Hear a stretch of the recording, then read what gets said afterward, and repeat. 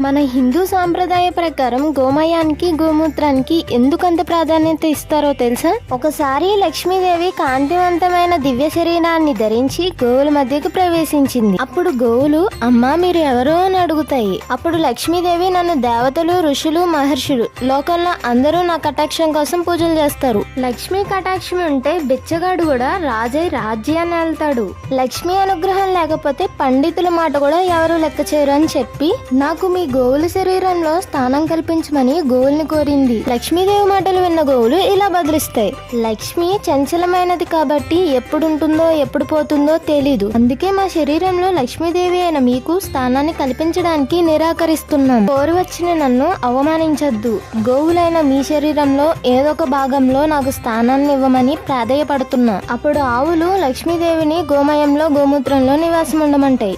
అందుకే గోమయం, గోమూత్రం పవిత్రమైనవి.